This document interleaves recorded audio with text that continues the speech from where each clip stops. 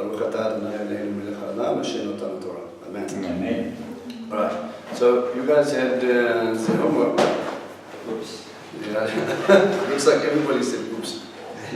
Alright, so, okay. So basically what we want to look at is we want to try and identify some aspects of Millennial Reign. What's going to be happening, what's alluded to, where are we, what's going on. Okay, and it's a bit all over the place, and there are certain different aspects of this, and there's millions and bajillions of verses that can go along with this, and some guys will disagree, some guys won't. But generally we have a couple of good indications. So I'm going to probably piece together.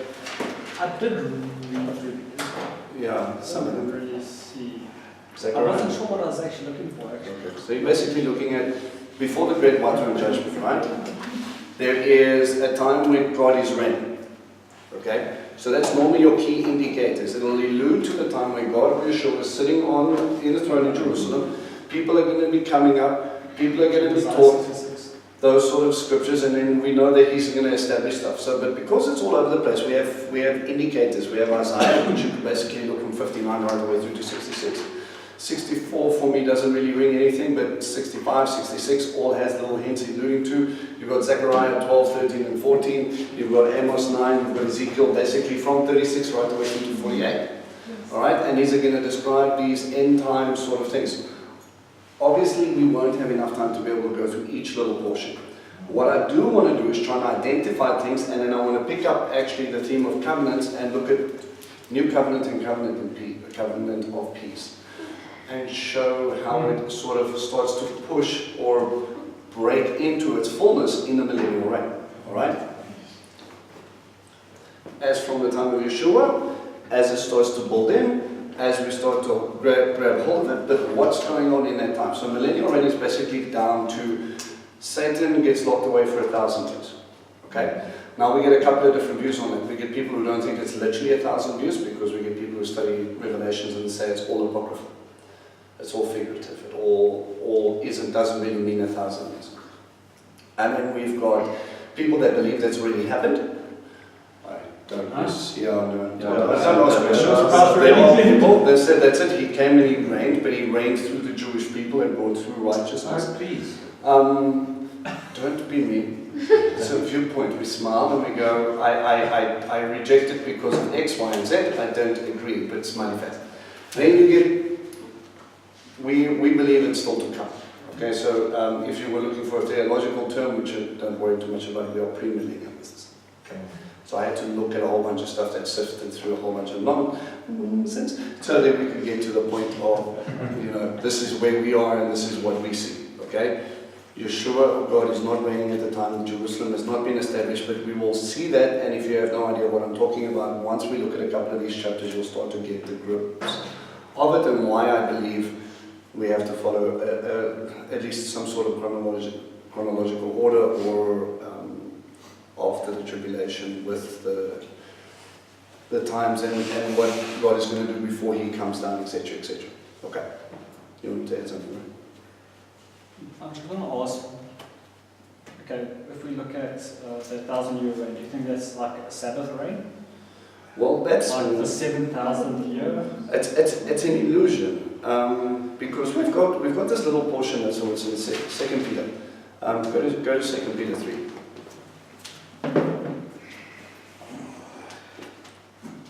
As soon as we find it. It's in the New Testament. 3 verse. Verse 1. Okay. Not 1. 2 Peter 3.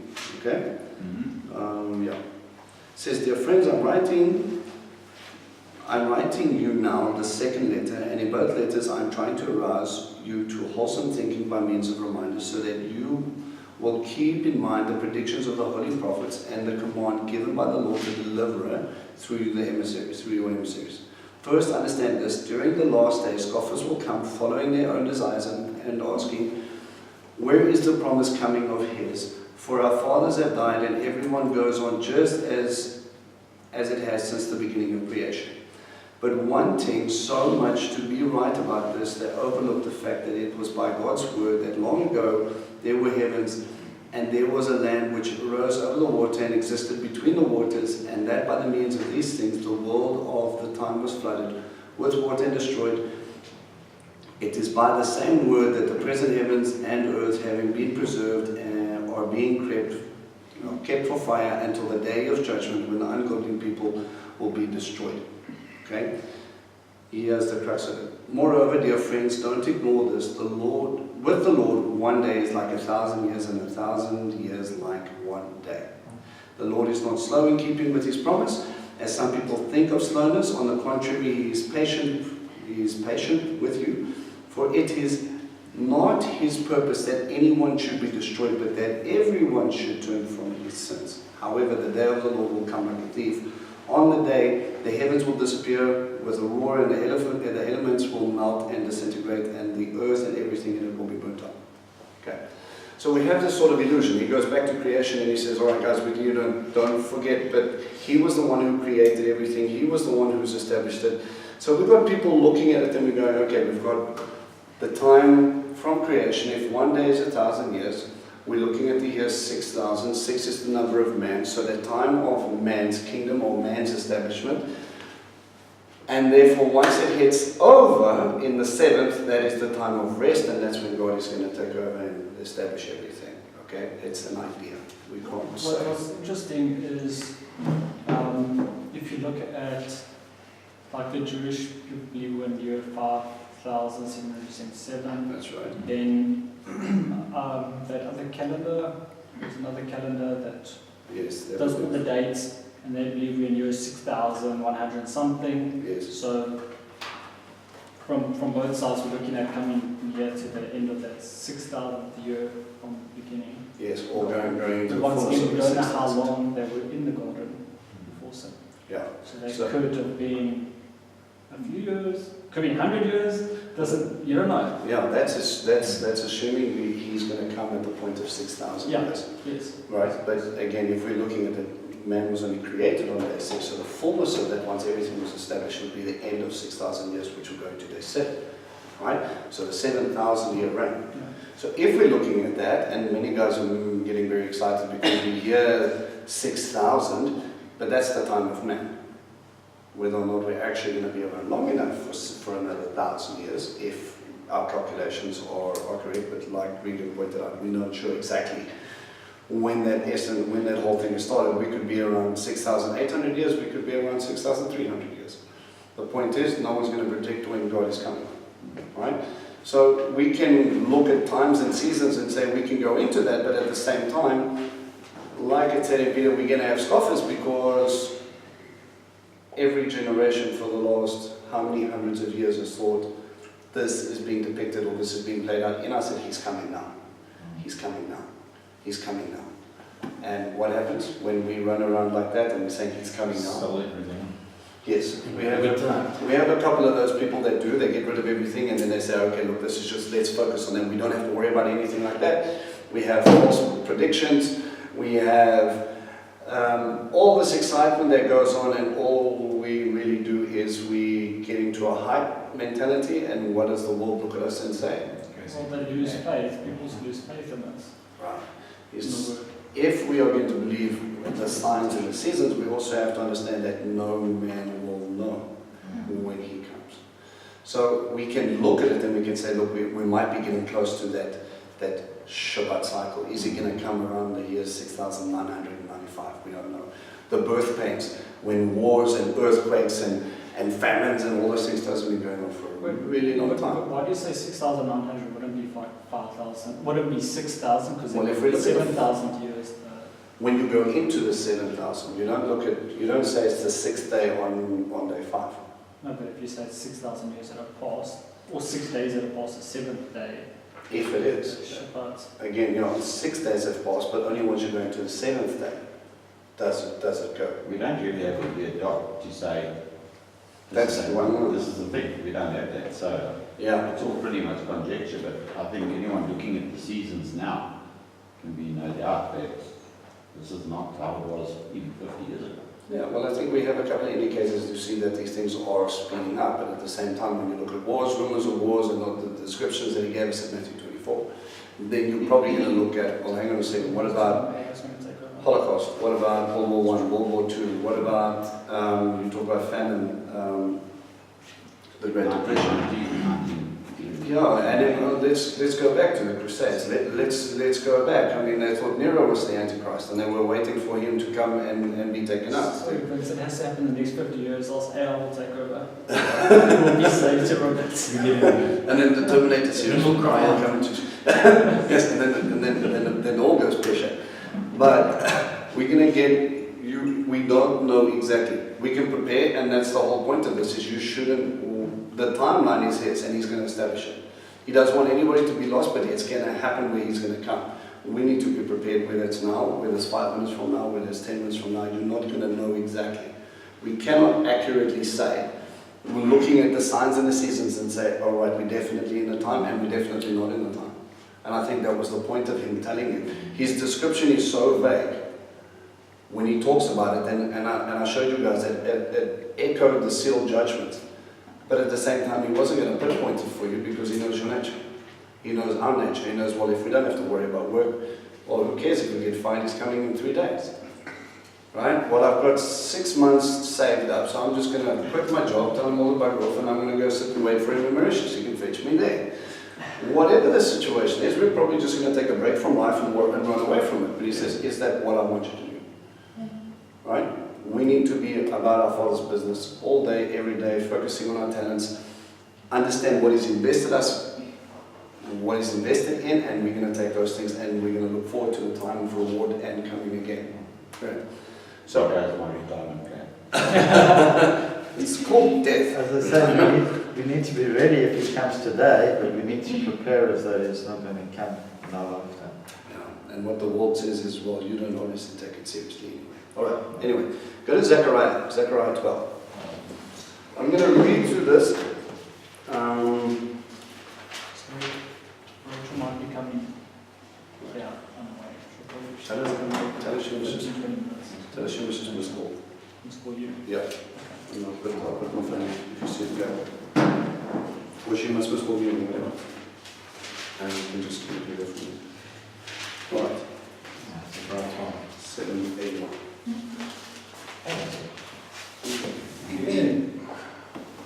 Okay. So, a prophecy, the word of Adonai concerning Israel. Here is the message from Adonai, who stretched out the heavens, laid the foundation of the earth, and formed the spirit inside human beings. I will make Jerusalem a cup that will stagger the surrounding peoples.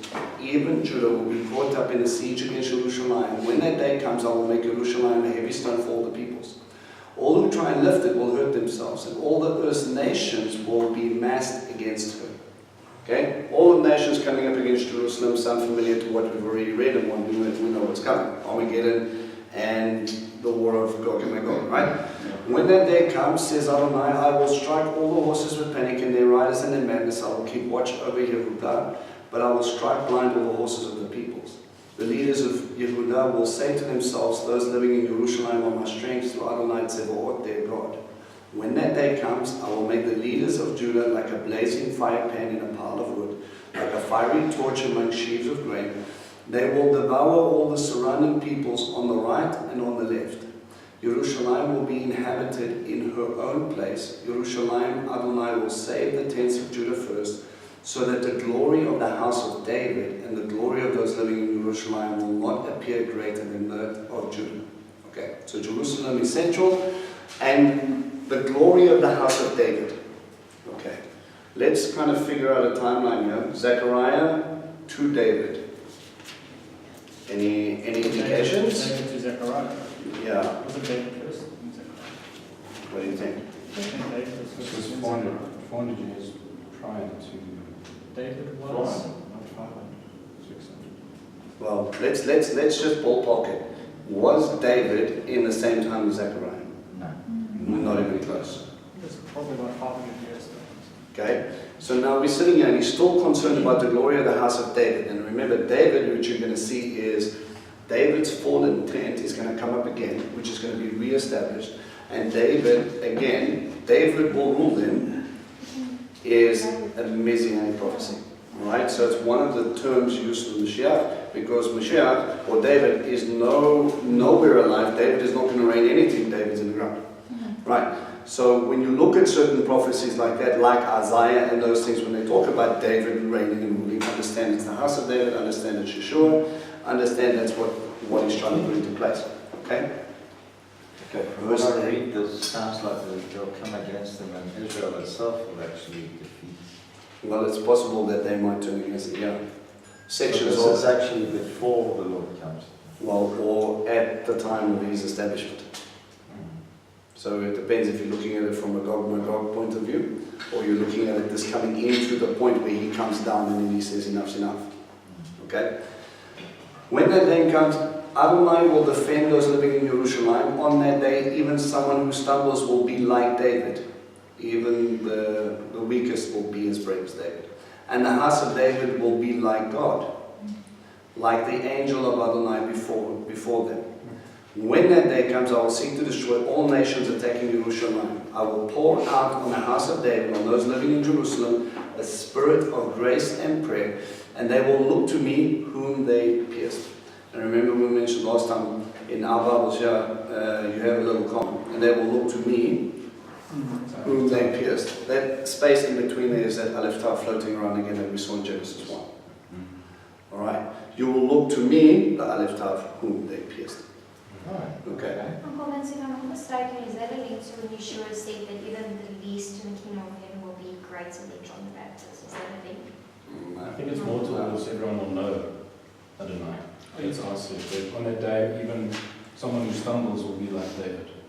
Well, I think he's talking about his bravery, because there's an attack here, and David was no sissy. Obviously, we know him for his love of Torah, we know him for his love of God, and bringing the ark up.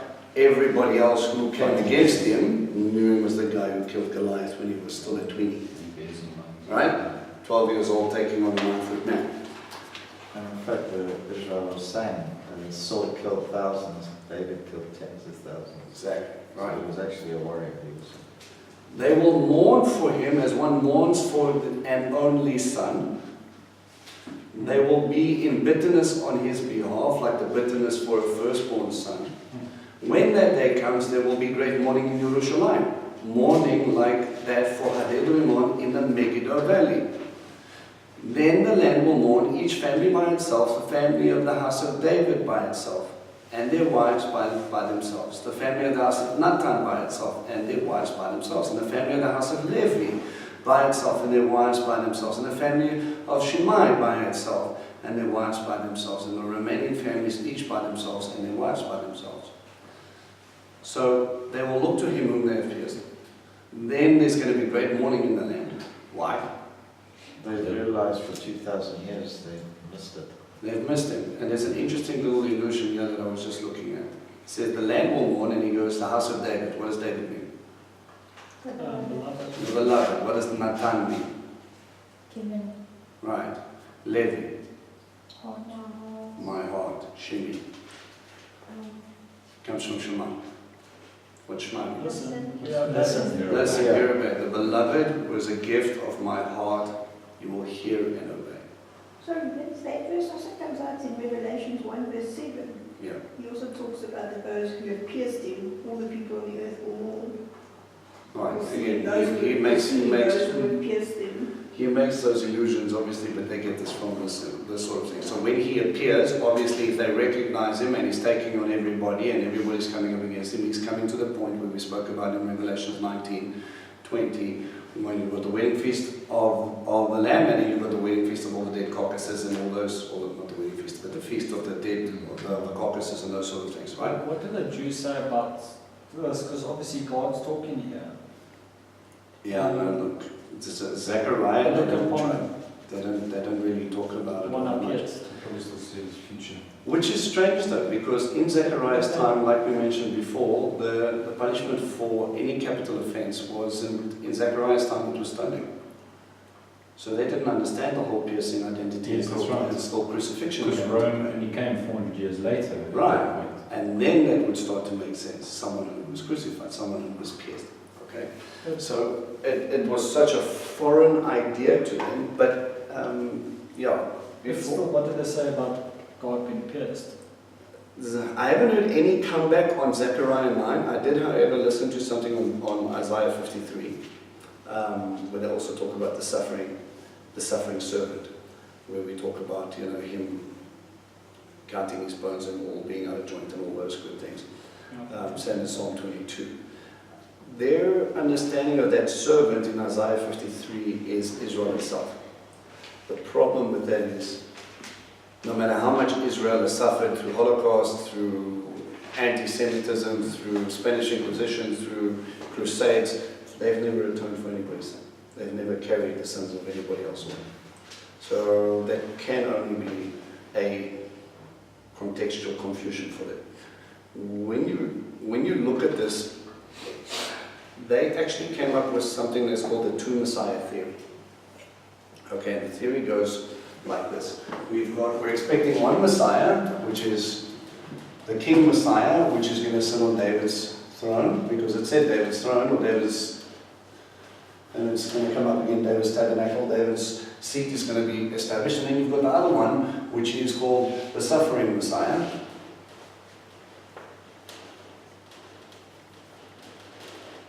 Who's going to be beaten and scorned, and he's not going to have all the rest of it. And he says, there's a portion where it talks about him coming from Joseph. I'm sure I'm going to get to it now, because it talks about the son of Joseph.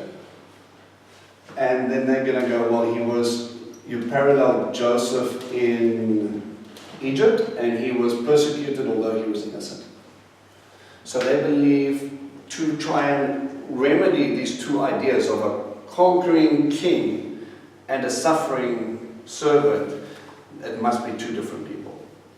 But what they don't understand is that we're talking about two different times. Okay, just like when Daniel, when you look at the 70 weeks things, which they don't get and it drives them crazy, is that when you look at these sort of things, that one will be established, and then there will be a pause, and then another will be established. Complicated. Because they try to remedy this. And in many cases, you'll read this and people will go back to Torah, and then they will start to go, well, it talks about David, someone who's a king. No one's established a kingship yet.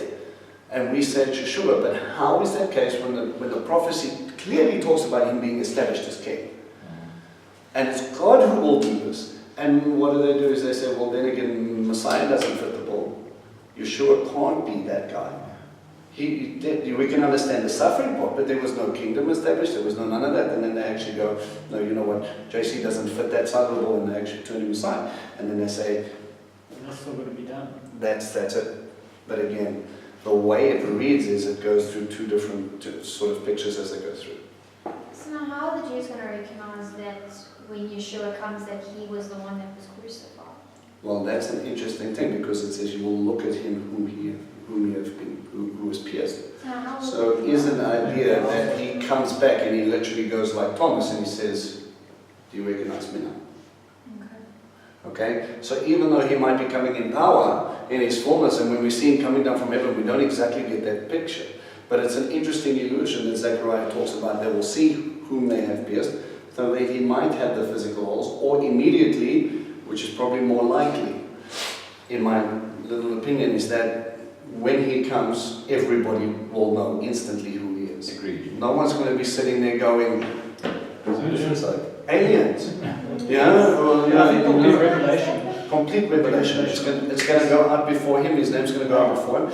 Everybody's going to know deeply inside of him, and they're going to realize that the guy whom they pierced is the Shushu. So now is that when the new covenant comes into fulfillment at that moment? So you're right. We'll get to new covenant. Right.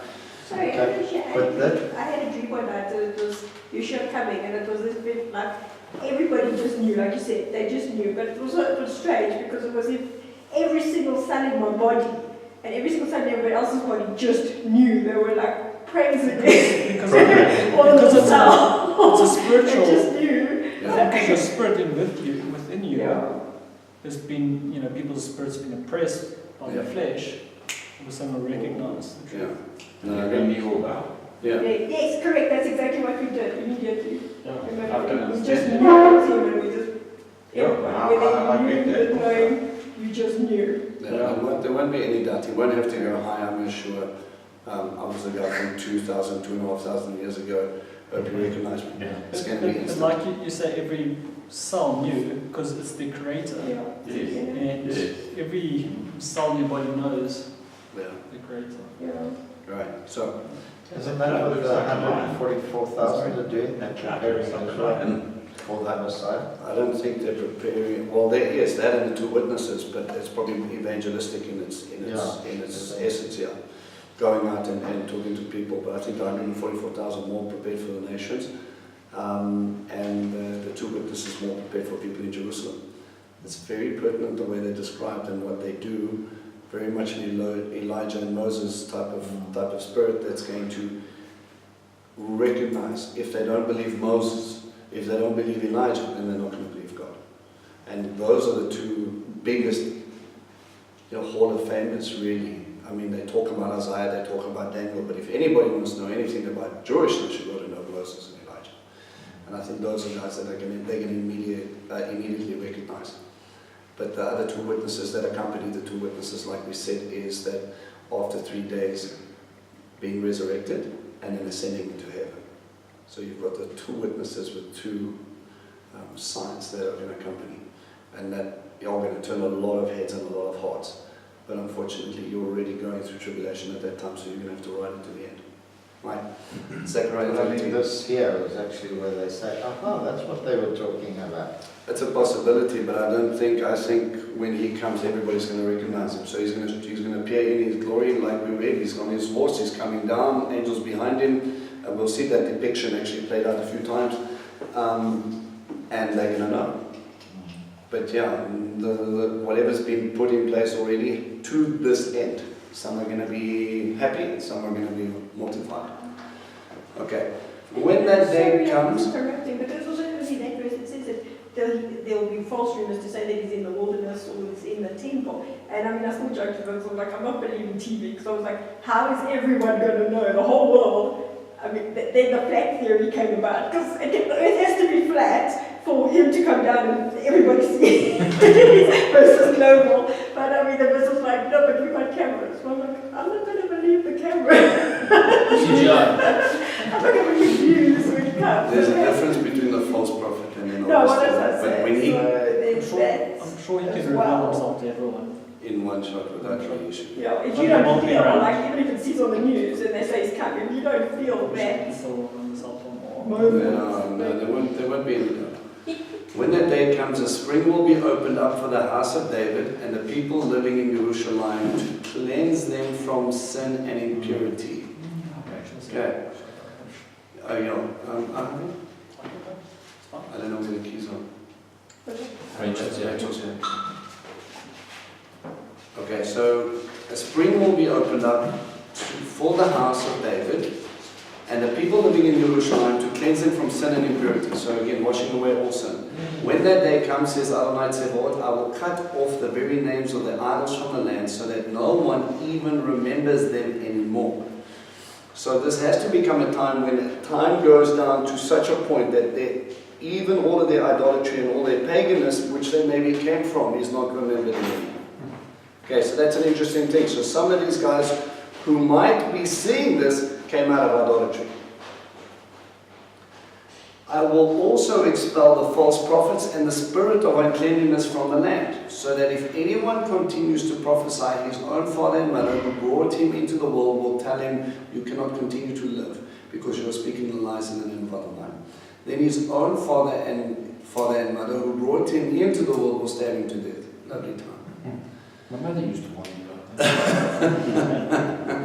When that day comes, each one of the prophets will be shamed by the vision when he prophesies. He will stop wearing a head coat to deceive people, and instead he will say, I'm no prophet.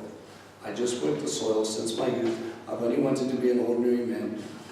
If someone asks, then what are the clashes between your shoulders? There was, I got hurt at a friend's house at my friend's house. People trying to hide away from truth, right? Awake sword against my shepherd, against the man who is close to me, says Adonai Tzevaot, strike the shepherd and the sheep will be scattered. I will turn my hand against the young ones in time throughout the land, says Adonai. 2/3 of those in it will be destroyed. So 2/3 again. We see that number pop up in Revelations, right? 2/3 of the earth are destroyed. Sorry, Of population, not the earth. this strike the shepherd and the sheep will be scattered, that came up with his first coming. I believe that is part of it, yeah. He said it was going to be there. So, right, so he says they will be scattered for a time, but then you look at the next piece that's coming. Alright?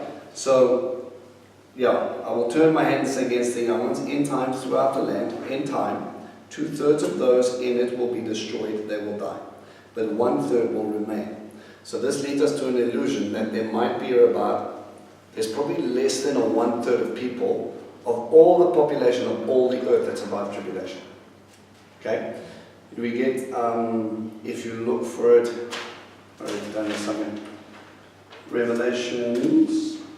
Revelations 9 verse 18 talks about 1/3 of the population being destroyed. But then we're excluding the famine, the wars, and the other things that are going on. But that's just part of the judgment. So if we're looking at about one guy I was listening to see if I've missed anything, he said, okay, we're probably about 7 billion people at the moment. Okay? So 2/3 disappear, that leaves us with what? 2 billion. Two in a bit. Okay? Then we've got famine, we've got wars, we've got other things. So maybe there's a possibility that we're looking at about maybe 2 billion or just less than 2 billion people that come out of tribulation. Well, they want only 500 million. Well, God's going to do a lot better thinning than this whole story. Mine But you're going is to see slightly the different. point. Okay? I've got the scripture one, and it says, from verse 6, and one shall say to him, what are these wounds on your hands? And he shall say, because I was struck at home by those who love me. O sword, awake against my shepherd, Yeah. against the man who is my companion. That's what we read. Awake, awake, sword against my shepherd, against the one who is close to me. But why would he, I don't get that part, why But would he strike? is Yeshua, listen to it, he says, strike the shepherd and the sheep will be scattered. Yeshua was struck down, not because of his own doing as was prophesied before. And he said, the sheep will scatter. He anticipated Peter and them running. He anticipated people bolting left, right and center. And in many cases, this sort of thing is going to happen time again. The sheep were dispersed. Right? This is part of his first coming. So that later, after time, he's going to reestablish and there's going to be a regathering of. The point, or we could say there's an illusion to the scattering of the sheep. Number one, lots of false shepherds running around. Okay, so they won't go to any other shepherd, they're going to be scattered. But what they're going to do is, just like the people that were scattered in the diaspora, God's going to use their brokenness, use their mistake to gather in other people. If it wasn't for the diaspora, Paul wouldn't have had a ministry. I just wondered why he was striking against his shepherd. He was striking against Yeshua so that he was anticipating the crucifixion. Hence, the previous verses about you recognize before whom I pierced, and this is now again one of those cyclical patterns of the shepherd is going to be struck, the sheep are going to be scattered, and later he's going to be talking about a regathering. Okay. So it is a bit all over the place. I just wanted to ask, is there a scripture for that? I know that it says it will be like the times of Noah, but now we've got scripture that said the population like doubled. Is that scriptural? When you have the population, when you have scripture for any population, that double from the time of Noah. So we don't have. No, so that was just a theory then. Well, if you You're thinking of something I taught a while ago. There was no scripture for it. I'm just saying the population has been doubling Yeah. over the last few years. There was a graph that they predicted was Noah, and then it dropped off, and then we're going into that same sort of cycle. Oh, okay, so it was a I'll show you the notes later. Yeah. That third part I will bring through the fire, and I will refine them as silver is refined. I will test them as gold is tested. They will call on my name, and I will answer them. I will say, this is my people, and they will say, Adonai is my God. So the people that survive are going to go through severe testing to see whether or not they're going to go through. If this is the time of Millennial Reign, Satan has been put away, the only hampering thing they have is them. Right? Couldn't this also be after After Yeshua Crucifixion. was crucified and then all the tribulation that went through it. That's possible, but it will now talk about a third of the earth disappearing, or a third of the But does it population. say a third? Yes, it says 1/3 will remain. But maybe 1/3 of So- his people. It wasn't a third of Jerusalem wiped out? No, this was 1/10. No, I don't think so, not a third of. But remember, you had the diaspora and those sort of things that were happening. People that were believers ran away when they saw the destruction of Rome coming, and Rome coming to destroy the temple and those sort of things. So they bolted because they recognized, he said, when they surrounded the city, leave. And they did. But he was also referencing to the time when they're going to surround Jerusalem again, later. Okay, so it's cyclical. Alright? Chapter 14, verse 1. Look at days coming for Adonai when your plundered Jerusalem will be divided right here within you. For I will gather all the nations against Jerusalem for war. The city will be taken, the houses will be rough, the women will be raped, and half the city will go into exile. Zechariah's time. But the rest of the people will not be cut off from the city. Then Adonai will go out and fight against those nations, fighting as on the day of battle. On the day his feet will stand on the Mount of Olives. So now we're coming back into the point where he's coming back on the Mount of Olives, just like he ascended, which lies to the east of Jerusalem. No, he's just being offended, he's blocking the wall. And the Mount of Olives will be split in half from east to west. It will make a huge valley. Half of the mountain will move towards the north and half of it will turn towards the south. You will flee to the valley in the mountains, for the valley in the mountains will reach to Etzel. You will flee just as you fled before the earthquake in the days of Uzziah, the king of Yehudah. Then Adonai my God will come to you with all the holy ones. In Revelation 19:20, we started to see him as he's coming down, the angels were with him. On that day there will be neither bright light nor thick darkness. On that day, known to Adonai, will be neither day or night, although by evening there will be light. On that day fresh water will flow from Jerusalem, half towards the eastern sea and half towards the western sea, both summer and winter. Then Adonai will be king over the whole world.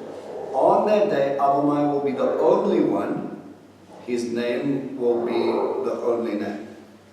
Okay, so God is going to establish, there's going to be living water flowing on either sides. There's going to be a mountain that's going to be impressed. He's going to come down, as he said. Remember, they were looking up when he ascended on the Mount of Olives, and he said, why are you looking into the clouds? He's going to come down the same way. Right, so he's going to come down, he's going to establish it, and he is going to reign. This one, it says, Elohim or Adonai, the Yud Heh. Do you guys have any translation for that in verse 9? In mine. And Adonai will be king. Yeah. What name do they use? They just use the Lord and The Lord? Anything in scriptures? Yeshua.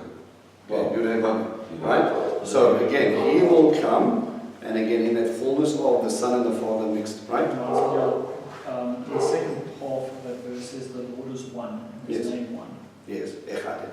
Right.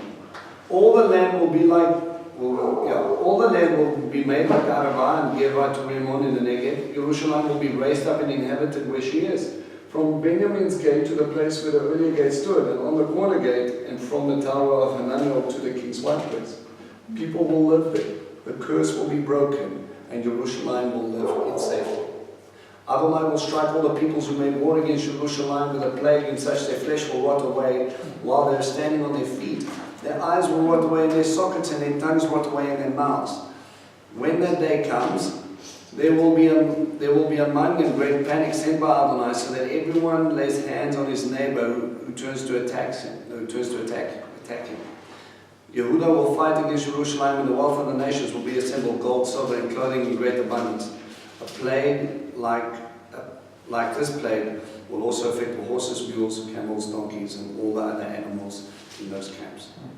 Finally, everyone remaining from all the nations that come back to Jerusalem will go up every year to worship the King Adonai Tzevaot and keep the festival of Sukkot. So this gives us an interesting illusion to the nations that are what's going to happen in Millennial Reign. They're going to have to come up and celebrate Sukkot. So if you read chapter 13 in context of 14, then you see 1/3 and 2/3. Right. Makes sense. Right. if any of the families of the earth does not go up to Jerusalem to worship the King Adonai Tzevot, no rain will fall on it. So we will have people that will still refuse his kingship. And remember, the point of Sukkot is Emmanuel. Emmanuel is there. He's established his kingship. He's starting to. Hasatan is bound up. And he's telling them to come up and celebrate Torah. What are the dead in Christ doing? They're reigning. Right. Reigning with Christ. So all of them are going to be sitting there doing what exactly? I think it'll be over the nations. Judging. Judging. And what does that mean? What does the judge do? Normally, Oh, if you Judge look at the according to judges, Torah, they watch over. according to They Torah. watch over and lead people, right? Into Torah. If there's nations out there that still do not understand Sukkot, that still don't understand that they need to come up, that's where you come in. But sadly, even in the Millennial Reign, we will still have people that refuse. If any family of Egypt does not go up, if they refuse to come, they will have no annual overflow from the Nile. So they'll trust in the Nile, we don't need rain. And then he says, well, I control the Nile, you're not going to see that living water is not going to come there. Moreover, there will be a plague with which Adonai will strike the nations that don't go up to keep the festival of Sukkot. This will be Egypt's punishment and the punishment of all the nations that don't go up to keep the festival of Sukkot. So these are one of these interesting little portions that if we start to look at Torah observance, if people say Torah does not exist, God came, He gave us Torah. He freed us, He gave us Torah. He gave us Yeshua. Yeshua taught it and spoke it and all the rest of it. Okay? And then we will still be keeping it when He comes and reigns again. From a church perspective, How do you get around this from a church perspective? yeah, they try and justify that this is not, that this has already happened. But he is. Yeah, but He's not living, He's not reigning, He's not establishing it again. He's telling you will celebrate the feast. Lots of Gentiles go up to Jerusalem only for the Feast of Tabernacles. Because of the Yeah, scripture. remember. But what they don't understand is that Sukkot is the time of rain. Rain will be given when? If you know your Torah. When you smile. So when you shema, when you hear and obey, you follow all of my mitzvot, teach your children to do so, put it on the doorpost of your houses, bind them as a sign on your hand, or front it between your eyes, keep my Shabbatot, then you will get the early and the late rains. If you are praying for rain, which they do at the time of Tabernacles, and they're going, oh, give us rain, and then they go, but we're not taking you as king, we're not keeping your Sabbath, we're not keeping your feast, we're not doing anything, Why are you talking to me? then, you I'll know, explain it. you'll get a Shorty's translator in a minute. Then they will be put down. So again, if we follow the logic here, the only thing that makes sense is God. Let's put Egypt, Sinai, Yeshua, Millennial. Right. So if we follow our logic, He came to set us free from bondage, from sin. Right? He set us free to give us His Torah and offer us a covenant. Stuff like that. Right? The covenant is what we agreed to. The Torah is the gift. Yes. It's very important. Yeshua comes, He teaches Torah, He establishes it, upholds it, and He talks about setting up this new or renewed covenant. Which one? The Sinai one. Yeah, and to fulfill it. And then when we come in again, we have us celebrating tabernacles, as Torah has said, in the fullness of this covenant, which we're going to get to in a bit, so that we can again act out that covenant as a covenant people. If we follow that logic, God is the same yesterday, today, and tomorrow. Correct? Yes. If not, He came to free us from sin, to bind us With the yoke. with a yoke that no one can bear, to come and free us From the yoke. from the yoke He gave us, only to punish us With the yoke. with the yoke again in the millennial reign. Zechariah 14 is your point. Why then would God tell us not to worry about it? And if the nations, and we're not even trying to pinpoint you and say, oh no, it's just for the Jews to go up. If the nations, if people from Egypt don't go up, there will be punishment. And so for every nation that doesn't go up. So therefore, he came and he established Torah, he put it into place, and he's still going to be putting it into place, and if you don't, there's going to be problems. God is the same yesterday, today, and tomorrow. Right, but we don't like to talk about this verse, just like we just don't like to talk about Zechariah 12 and piercing people.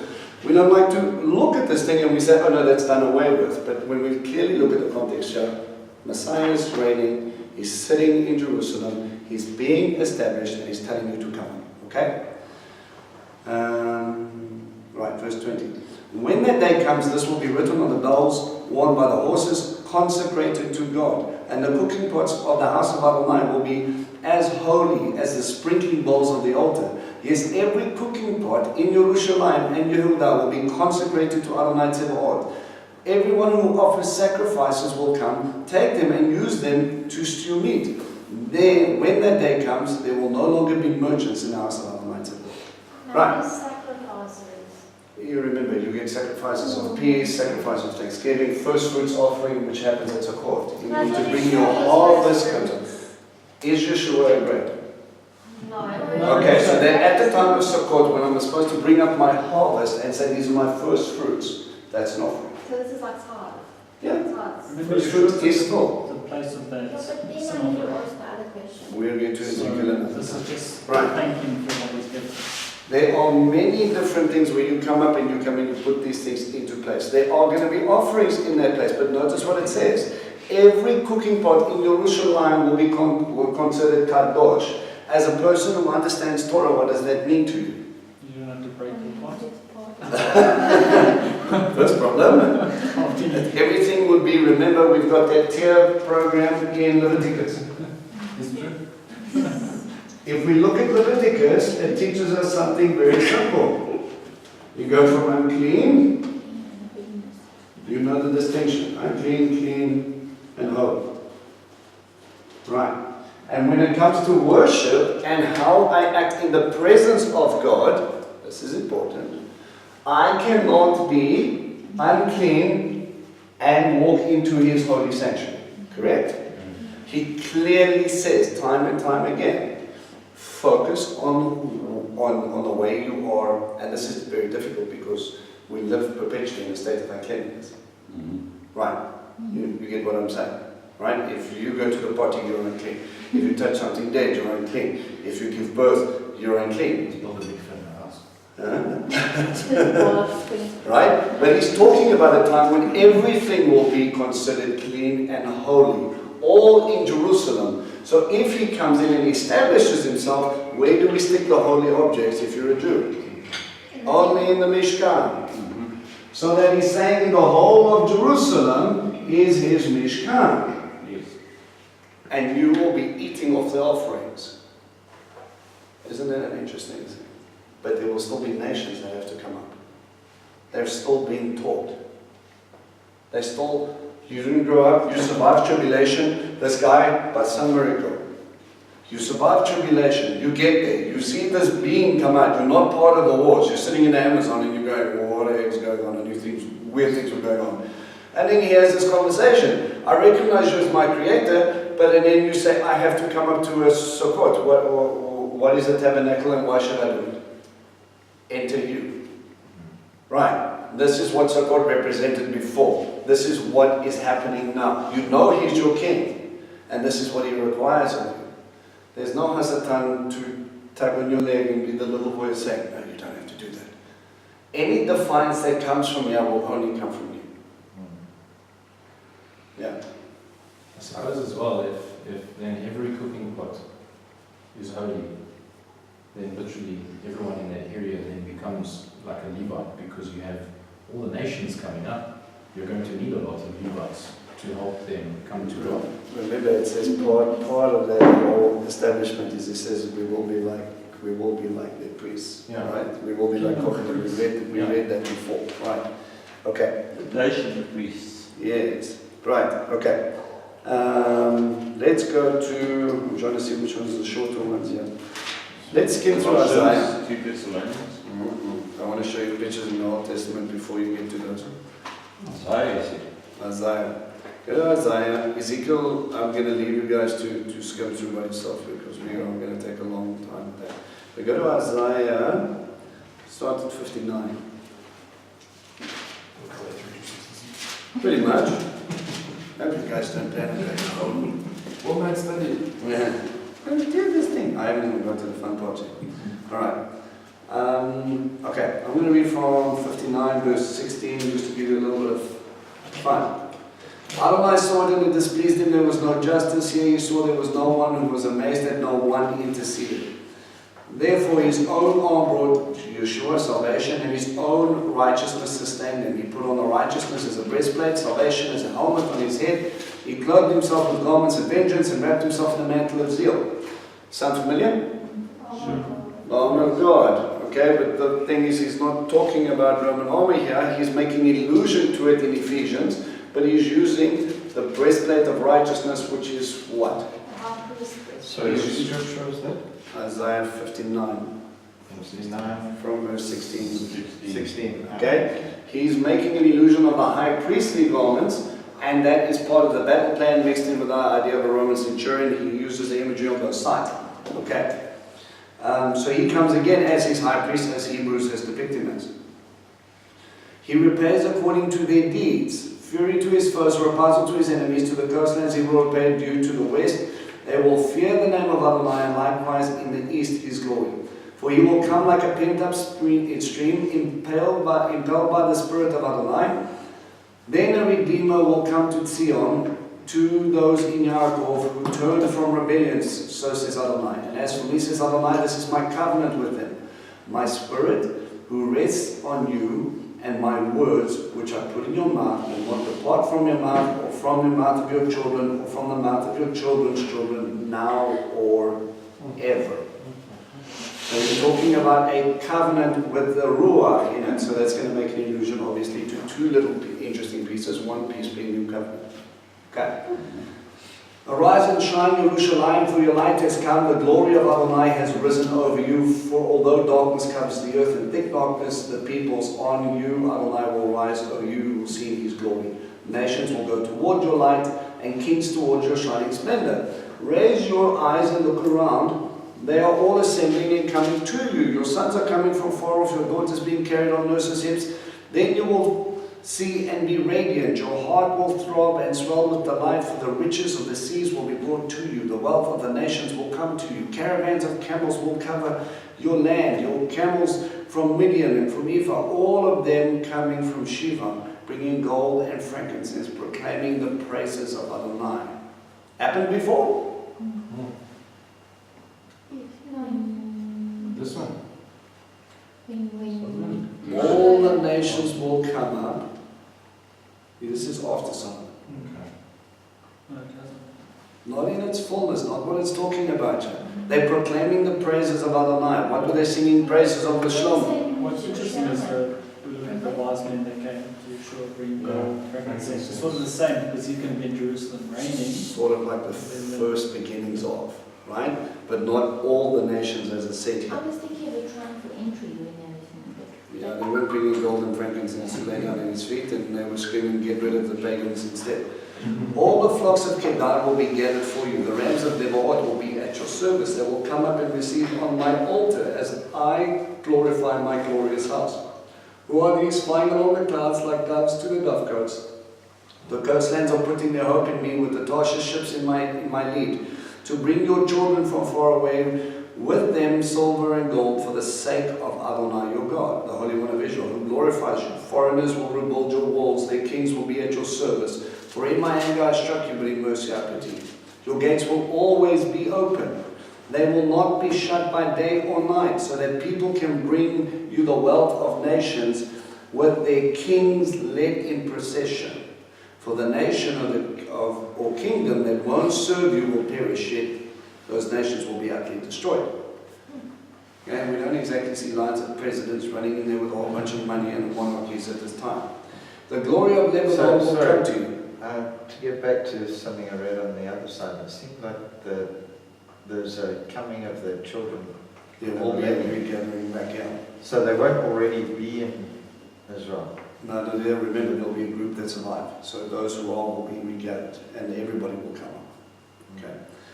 The glory of Lebanon will come to you, cypresses together with elm trees and larches to beautify the site of my sanctuary. I will glorify the place where I stand. The children of your oppressors will come and bow low before you. All who despise you will fall at your feet, calling you the city of Adonai, Zion, of the Holy One of Israel. In the past you were abandoned and hated, so that none would even pass through you. But now I will make you the pride of ages, a joy for many generations. You will drink the milk of nations, and you will nurse by royal breasts, and know that I, Adonai, am your Savior, your Redeemer, the Mighty One of Yaakov. Milk the breast of kings. Yeah, It's such a strange it works. sentence. King James Version. I don't want this to come to you. I'm scared. Very odd. It is a rather weird Something. literal translation. For bronze I will bring you gold, for iron I will bring you silver, bronze in place of wood, and iron in places of stones. I will make shalom your governor, and righteousness your taskmaster. Violence will no longer be heard in your land, desolation and destruction within your borders. Instead, you will call your walls Yeshua and your gates Yehudah. Praise.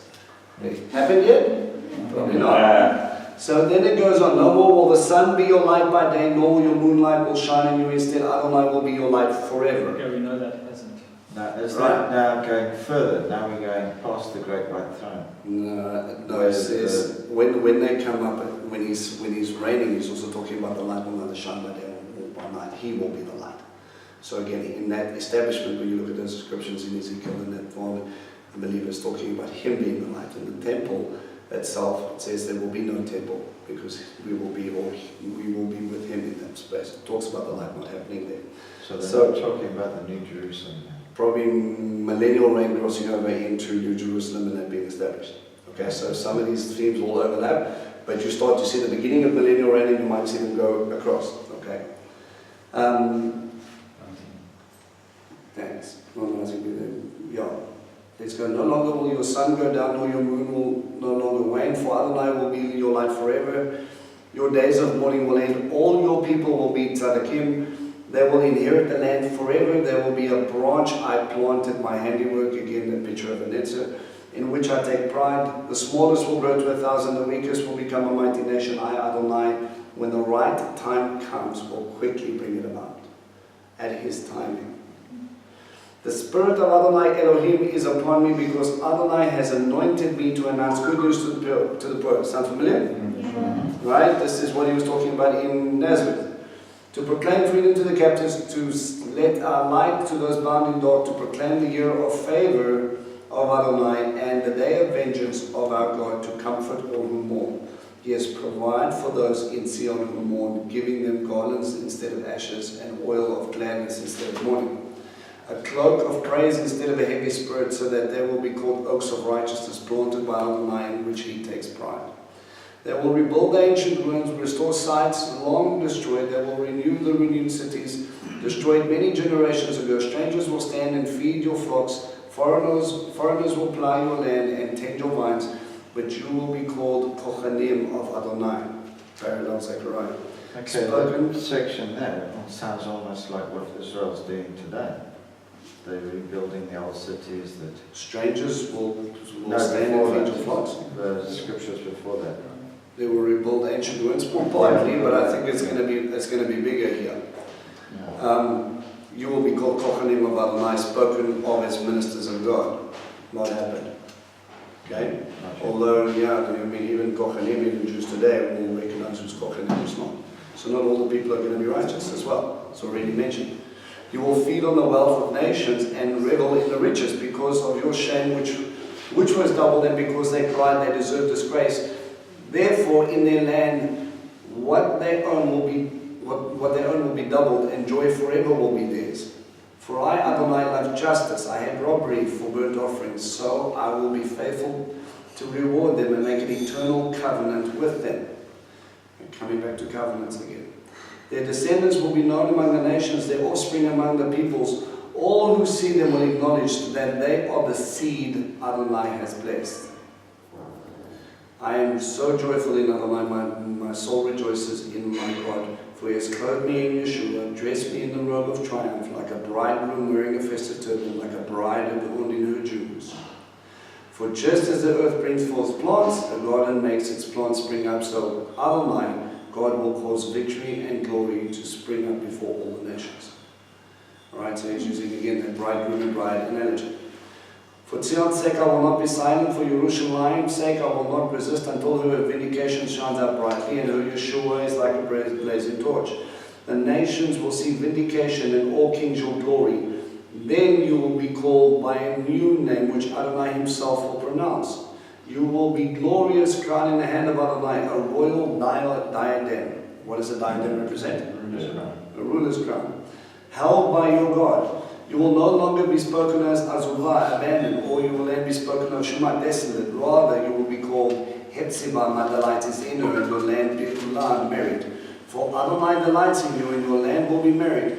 As a young man marries a young woman, your sons will marry you, and a bridegroom rejoices over the bride, your God will rejoice over you. Again, bridegroom, bride, has this come into its fullness yet? No. Is this when, what you told me last week, that God divorced Israel? Now is this coming into the fulfillment that He's... No, this is even more than. There's when everyone will be a complete delight, for Adonai delights in you. Not too long ago they were having gay marches in the middle of Jerusalem. Are they happy? No. Not so much. That's right. Okay, so... Is this, so when we start at 4, you will no longer be spoken of as abandoned, or your land be spoken of as desolate, rather you will be called my delight is in you. Is this where you sort of nullifies the curses? Is a new covenant? Possibility, yes. Okay. It's a possibility. I have posted watchmen on the walls of Jerusalem, they will never fall silent, neither by day or night. You will call on Adonai, give yourselves no rest, and give him no rest, till he restores Jerusalem and makes it a praise on earth. Right? Many people praise Jerusalem, but there are many people that curse it right now. Not on all the earth. That, was he saying from this actual time, from Isaiah's time, there's been people praying for Jerusalem? Probably. Okay. For this, For the coming of the fullness, yeah. Just like the new covenant, John the Baptist was busy trying to instill it before that, right? And we'll get into that. Adonai has sworn by his right hand, by Yeshua, and by his mighty arm, never again will I give you grain to your enemies as food, nor will strangers drink your wine, for which you work so hard. But those who harvest the grain will eat it, and with praises to Adonai, those who gather the wine will drink it in the courtyards of my sanctuary. Go on through the gates, clear the way for the people, build up the highway, build it up. Clear away the stones, raise a banner for the peoples. Adonai has proclaimed to the end of the earth, say to the daughter of Zion, here your Yeshua is coming. Here is the Lord, and here his reward is with him, and his recompense is before him. They will call them the holy people, the redeemed of Adonai. You will be called Lusha, sought after, Idlo Netzvah, no longer abandoned. Who is this coming from Edom, from Bozrah, whose claims, with clothing stained crimson, so magnificently dressed, so stately in his great strength? It is I who speak victoriously, I well able to save. Why is your apparel red, your clothes like something treading a winepress? I've trodden a winepress alone. From the peoples no one was with me, so I trod them in my anger, trampled them in my fury. So the lifeblood spluttered on my clothing, and I have stained all my garments for the day of vengeance that was in my heart, and my year of redemption hath come. I looked, but there was no one to help, and I was appalled that no one upheld me. Therefore my own arm brought me Yeshua, and my own fury upheld me. In my anger I trod down the peoples, made them drunk with fury, then poured out their lifeblood on the earth. You see the imagery we've used already, the cup of fury and wrath and all that's coming up. I will recall the grace of Adonai and the praises of Adonai because of all that Adonai has granted us and his great goodness toward the house of Israel, which he bestowed on me in keeping with his mercy, in keeping with the greatness of his grace. For he said, they have indeed my people, children who are not disloyal. So he became their Savior. In all their troubles he was troubled. Then the angel of his presence saved them. In love and in pity he redeemed them. He had lifted them up and carried them throughout the days of old. However, they rebelled, they grieved his Holy Spirit, so that he became their enemy and himself fought against them. This is an interesting little illustration. Immediately sent me to the unforgivable sin, grieving the Holy Spirit. He carried them, they rebelled against him, they recognized him. After he saved them, he redeemed them, and they kicked back. But then his people remembered the days of old, the days of Moshe. Where is he who brought them up from the sea, Red Sea, with the shepherds of his flock? Where is he who put the Holy Spirit right there among them, who caused his glorious arm to go at Moshe's right hand? He divided the water ahead of them to make himself an eternal name. He led them through the deep like a sure-footed horse through the desert, like cattle going down into the valley. The Spirit of Adonai had them rest. This is how you lead your people and make yourself a glorious name. Look down from heaven and see your holy, glorious dwelling. Where are your zeal and your mighty deeds, your inner concern and compassion? Don't hold back, for you are our Father. Even if Abraham were not to know us, and Israel were not to acknowledge us, you, Adonai, our Father, our Redeemer of old, is your name. Adonai, why do you let us wander from your ways and harden our hearts so that we do not fear you? Return for the sake of your servants, the tribes who are your possession. Your holy people held your sanctuary such a short time before their adversaries trampled it down. For so long they have been like those who have never ruled, like those who were not called by your name. We wish you would tear open heaven and come down so the mountains would shake in your presence. Hard condition to get back, to come into this millennium. Jump to 65, chapter 65. I made myself accessible to those who didn't ask of me. I let myself be found by those who didn't seek me. I said, here I am to a nation not called by my name. I spread out my hands all day long to a rebellious people, to live in a way that is not good, who follow their own inclinations. A people who provoke me to my face all the time, sacrificing in gardens and burning incense on bricks. They sit among the graves and spend their night in cabins. They eat pig meat, and their pots hold soup made from disgusting things. They say, keep your distance, don't come near me, because I am holier than thou, or holier than you. These are smoke in my nose, a fire that burns all day. See, it is written before me, I will not be silent until I repay them. I will repay them in full, your own crimes and those of your ancestors together, says Adonai. All right, pause again.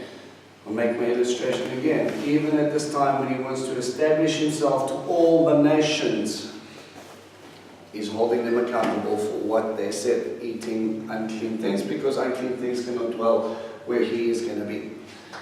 They offered incense on mountains and insulted me on hills, for I will measure out their wages and then repay them in full. Here is what Adonai says, as when juice is found in a cluster of grapes and people say don't destroy it, there is some good in it. So I will do likewise for the sake of my servants and not destroy them all. I will bring forth descendants from Yaakov, heirs of the mountains from Yehudah. My chosen ones will possess them and my servants will live there. The Sharon will be a pasture of flocks in Achor Valley for a place of cattle to rest for my people who have sought me.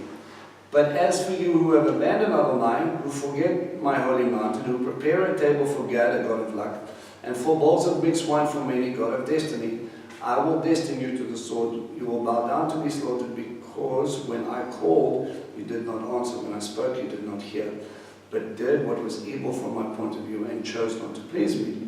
Therefore, this is what Adonai says, my servant will eat while you are hungry, my servant will drink while you are thirsty, my servant will rejoice while you will be ashamed. Yes, my servants will sing for joy from the heart, but you will cry out from pain in your heart and howl from an angry spirit. My chosen will use your name as a curse. May Adonai Elohim strike you dead. But to his servants he will give another name. Thus someone on earth who blesses himself will bless himself by the God of truth. And someone on earth who swears an oath will swear by the God of truth. For past troubles will be forgotten, hidden from my eyes. For look, I create new heavens and a new earth. Past things will not be remembered. They will no more come to mind. So be glad and rejoice forever in what I'm creating. For look, I'm making Jerusalem a joy and her people a delight. I will rejoice in Jerusalem and take joy in my people. The sound of weeping will no longer be heard, no longer the sound of crying. No more will babies die in infancy, no more will an old man die short of his days. He who dies at 100 will be thought young, and at less than 100 thought cursed. They will build homes and live in them, and they will plant vineyards and eat their fruit. They will not build and others live there. They will not plant and others eat. For the days of my people will be like the days of a tree, and my chosen will themselves enjoy the use of what they make. They will not toil in vain or raise children to be destroyed, for they are the seed blessed by Adonai, and their offspring with them. Before they call, I will answer. While they are still speaking, I will hear. The wolf and the lamb will feed together. The lion will eat straw like an ox, but the serpent, its food will be the dust. Does anybody have that in their translation? And the dust shall be the serpent's food. Right? They will not hurt or destroy anywhere in my holy mountain, says Adonai. Heaven is my throne, says Adonai. The earth is my footstool. What kind of a house could you build for me? What sort of place could you devise for my rest? Didn't I myself make all these things? This is how they came to be, says Adonai. The kind of person on whom I look favor, the one is poor and humble spirit, who trembles at my word. Those others might as well kill a person as an ox, as well as break a dog's neck as sacrifice a lamb, as well as offer pig's blood, as offer a grain offering, as well as bless an idol, as burn incense. Just as these have chosen their ways and enjoying their disgusting practices, so I will enjoy making fools of them and bring on them the very things they fear. Again, not Torah, not his way. For when I called, no one answered. When I spoke, they did not hear. Instead, they did what was evil in my sight and chose what did not please me. Hear the word of Adonai, you who tremble at his word. Your brothers who hate and reject you because of my name have said, let Adonai be glorified so that we can see your joy. But they will be put to shame. That uproar in the city, the sound of the temple, is the sound of Adonai repaying his foes what they deserve. Before going to the labor she gave birth, before her pains came, she quivered a male child. Who has ever heard, she delivered a male child, who has ever heard of such a thing? Who has ever seen such things? Is a country born in a day.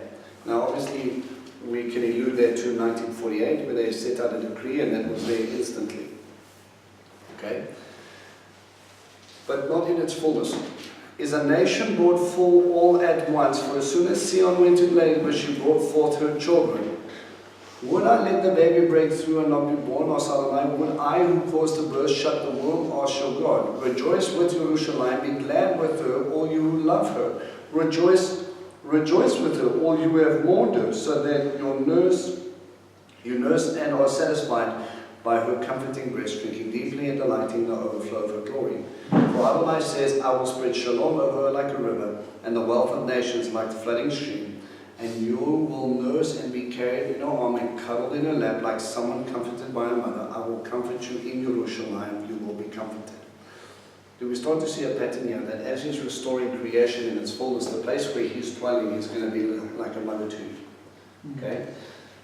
You guys, again, you see millennial in this, right? Okay, you guys can carry on reading through that. Let me just jump to...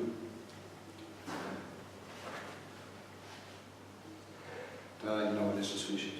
Your heart will rejoice at the sight. Your bodies will nourish like newly sprouted grass. It will be known that the hand of Adonai is with his servants, but with his enemies is fury. For look, Adonai will come in fire, and his chariots will be like whirlwind to render his anger furiously, his rebuke with blazing fire. For Adonai will judge all humanity with fire and with the sword, and those slain by Adonai will be many. Those who consecrate and purify themselves in order to enter the gardens, then flow the one who is already there. Eating pig meat, reptiles, and mints will be all destroyed together, says Adonai, for I know their deeds and their thoughts. Yeah, this guy's really got a problem with wink. The time is coming when I will gather together all nations and languages. They will come see my glory, and I will give them a sign. I will send some of their survivors of the nations of Tarshish, Pool, Lud, and their archers to Val, Greece, and the more distant coasts, where they have neither heard of their fame nor seen my glory. They will proclaim my glory in those nations, in these nations, and they will bring all your kinsmen out of the nations as an offering to Adonai, on horses, in chariots, in wagons, on mules, on camels, to my holy mountain Yerushalayim, says Adonai. Just as the people of Israel themselves bring their offerings in clean vessels to the house of Adonai, I will also take Kochanim and Leviim from them, says Adonai. For just as the new heavens and the new earth that I'm making will continue in my presence, says Adonai, so will your descendants and your name continue. Every month on Rosh Chodesh and every week on Shabbat, everyone living will come to worship in my presence, says Adonai. So again, everyone coming up for Shabbat and Rosh Chodesh. Isn't that an interesting thing? As they leave, they will look on the corpses of the people who rebelled against me. For the worm will never die and the fire will never be quenched, but they will be abhorrent to all humanity. Every month on Rosh Chodesh and every week on Shabbat, everyone living will come to worship in my presence. Right, so we're establishing covenant. Shabbatot is a sign of covenant. He is establishing all those things. And before you all get completely put to sleep, let's go to Micah quickly. And that was, well, I'm not going to do Ezekiel. It's going to make it.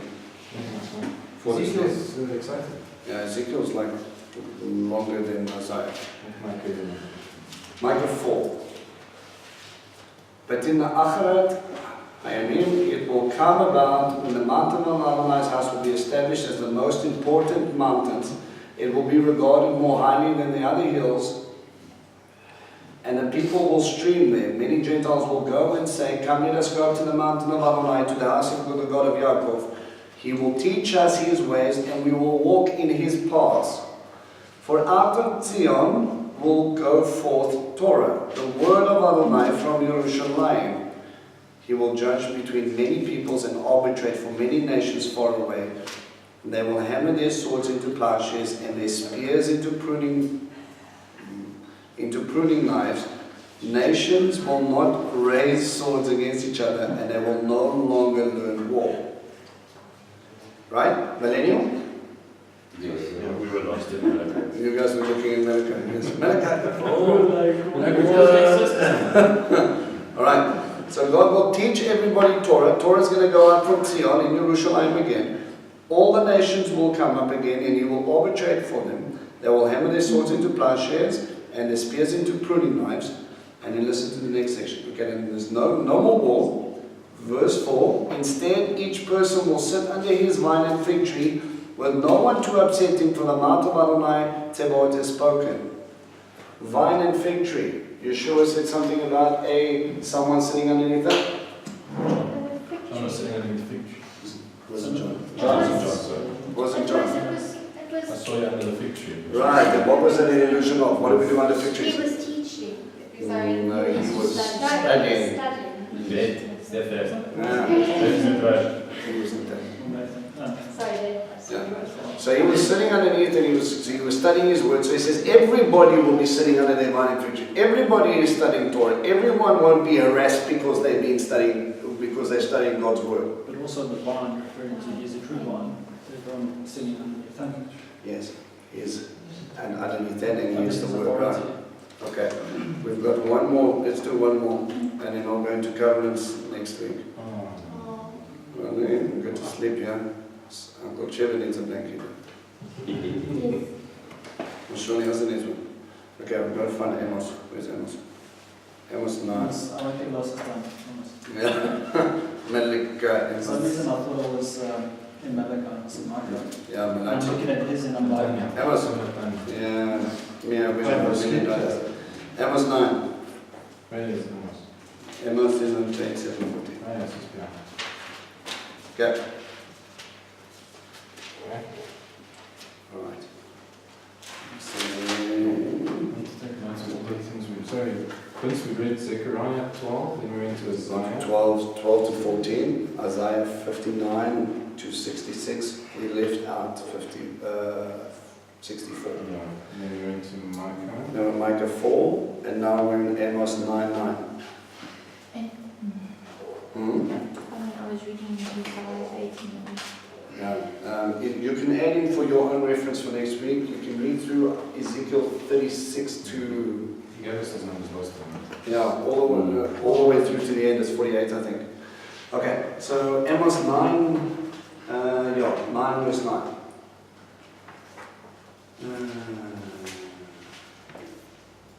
Okay, let me go from 7 just to give you some. The people of Israel, are you any different from the Ethiopians to me, asked Adonai? True, I brought up Israel from Egypt, but I also brought up the Philistine from Kaftor, and Aram from Kir. Look, the eyes of Adonai Elohim are a sinful kingdom.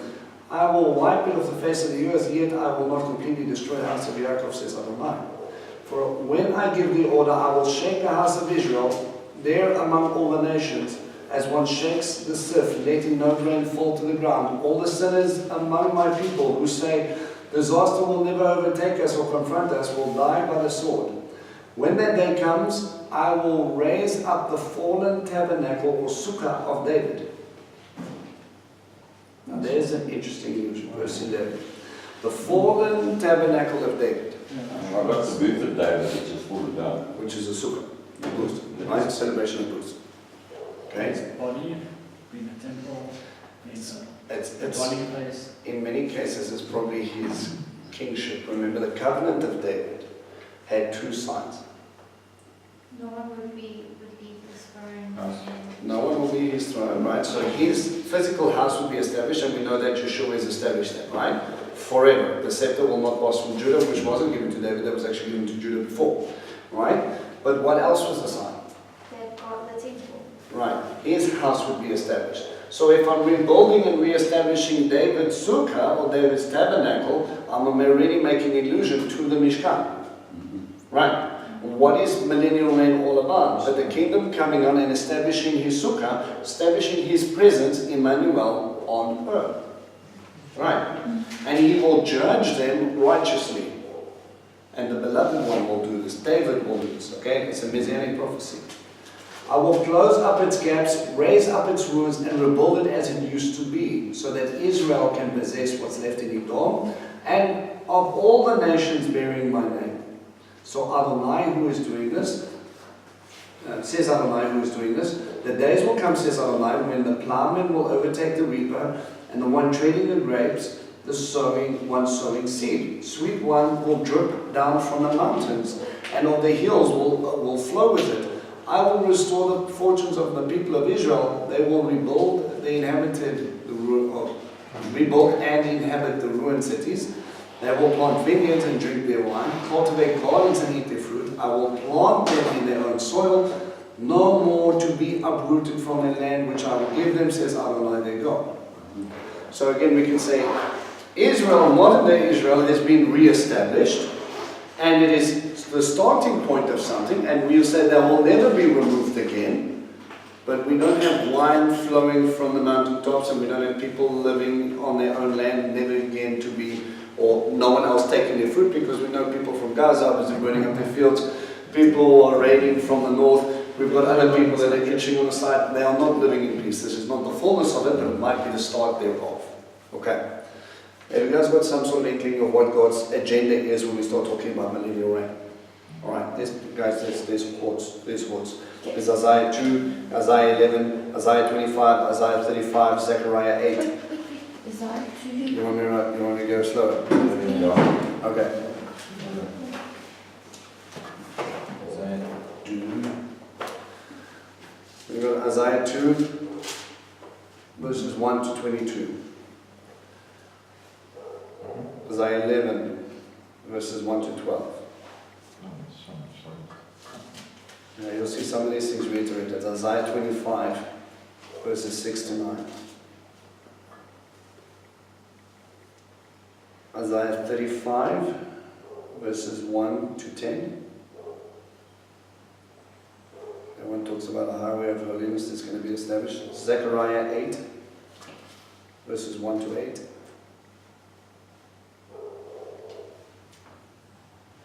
Zechariah 8, verses 1 to 8.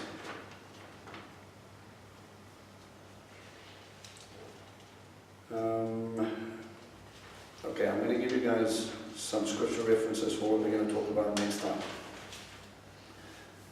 You've got, okay, we spoke about Micah. I want you to go through, if we look, if you guys got 5 minutes, can we just touch on Ezekiel? Okay. If you don't know. Sorry, pregnant lady, is that okay? I want you to go and read Ezekiel in its fullness, but Ezekiel 37 verse 14. Okay, it's basically the valley of dry bones, okay? But Ezekiel you can touch on from 36 go right the way through. 36 too? Right through to the end of the book, 48. It talks about him establishing his diet. That's why I didn't start with Ezekiel. 36 to 48. Yeah, it's much. Okay. Yeah. Alright, so I'm going to read very quickly. With the hand of Adonai upon me, Adonai carried me out in the spirit and set me down in the middle of the valley, and it was full of bones. Okay? So we see a whole bunch of bones, and he says, can these things live again? And he says, speak, and then they start to snap together and pull breath, and then they get tells them to breathe. Yes, zombies are now in the Bible. It's awesome. So I prophesied and I ordered in verse 10. The breath came into them and they were alive. They stood there on their feet, a huge army. Then he said to me, human being, these bones are the whole house of Israel. And they are saying, our bones have been dried up, our hope is gone, and we are completely cut off. Therefore prophesy, say to them that Adonai Elohim says, my people, I will open the graves and make you get up out of your graves. Sound familiar? Judgment.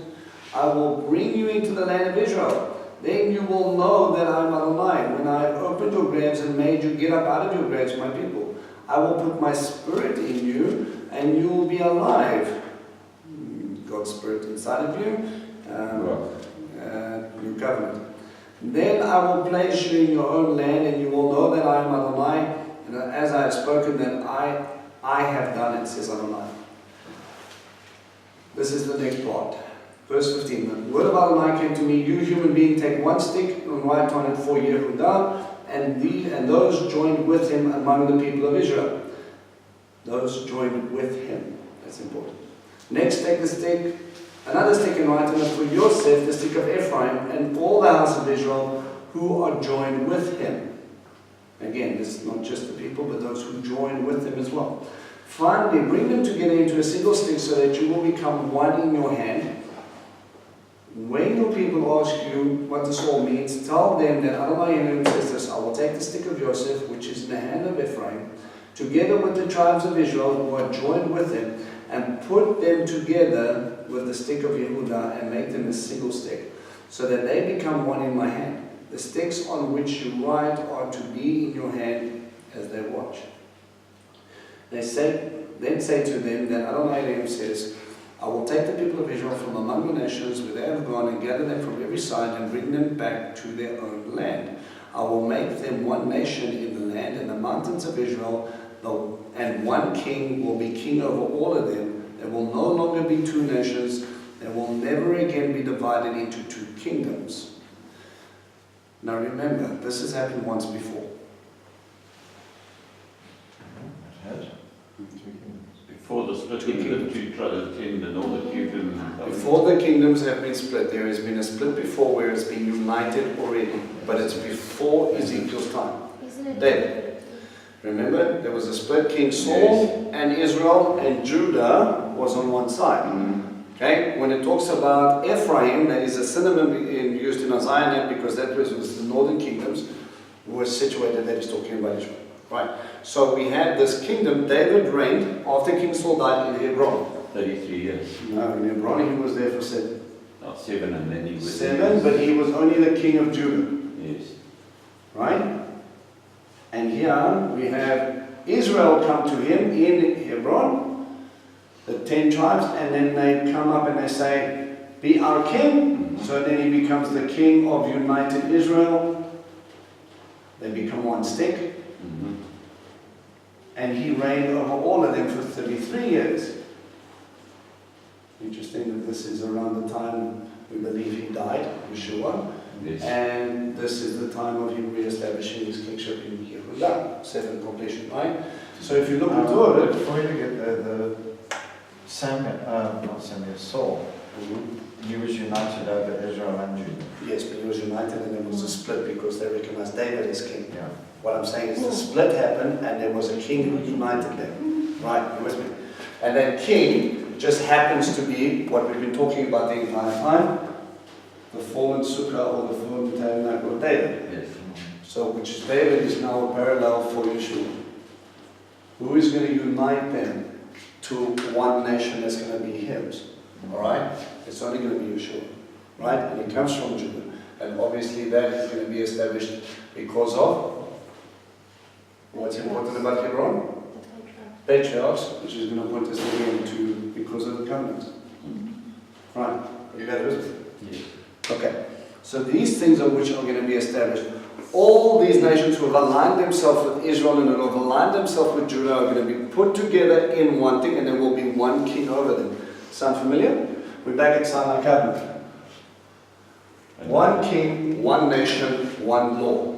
And those Law are three.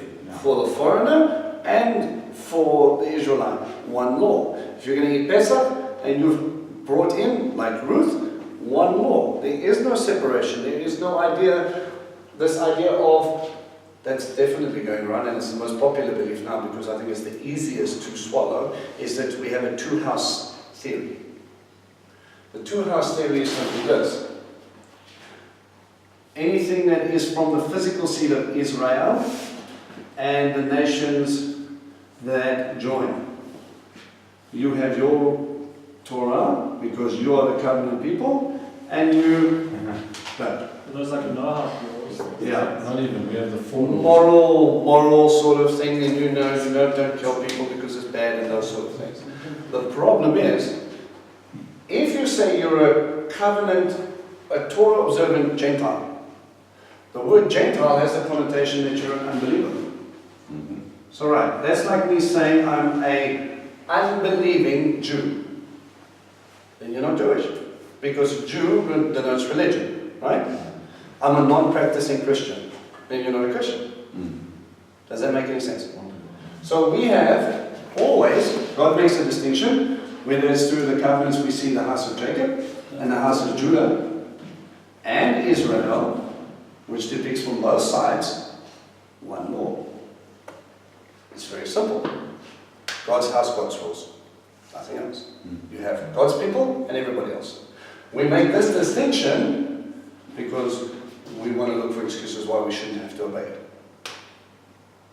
Right, but God clearly states, as with Sinai, there was a mixed multitude that was there. He didn't go Israel and Jacob and say, Israel, the grafted in ones, you guys do this, and you, physical seed of Jacob, you do this. He said, no, there will be one law, one nation.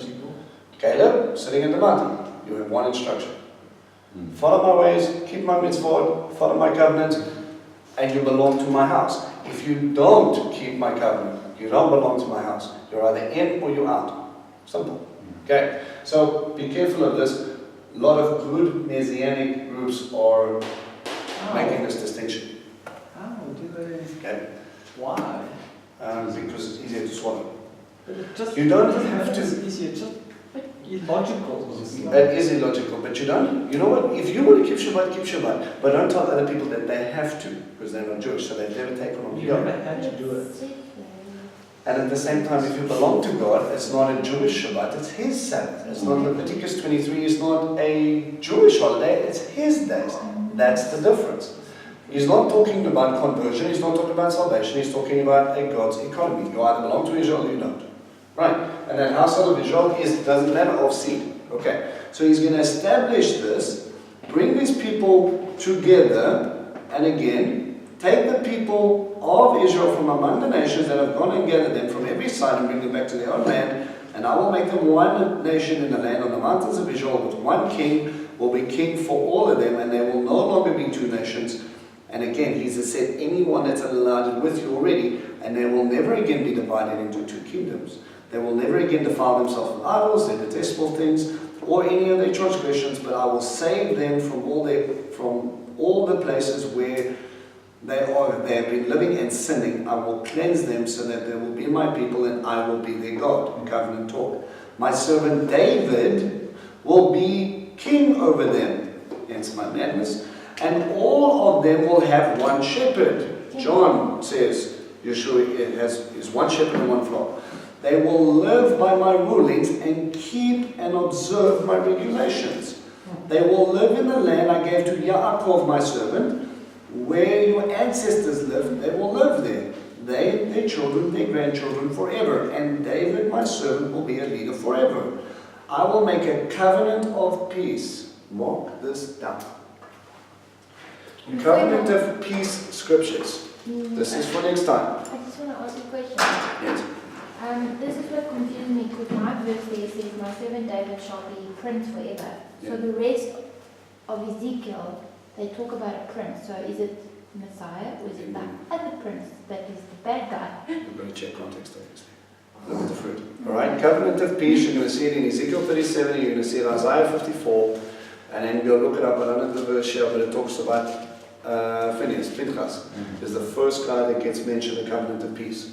Okay, that's going to be carried on through a guy called Zadok, and Zadok, if we understand it, is in the lineage of Messiah, which is going to fully establish this covenant of peace later. Okay. An everlasting covenant I will give to them, increase their numbers, and set my sanctuary among them forever. My home will be with them, and I will be their God, and they will be my people.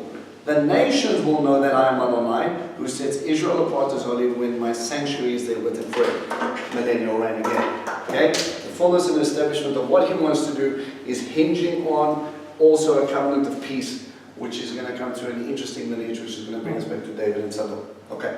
Right. So your homework, covenant of peace, and look at New Covenant scriptures. Jeremiah 31 and Ezekiel 36. Okay.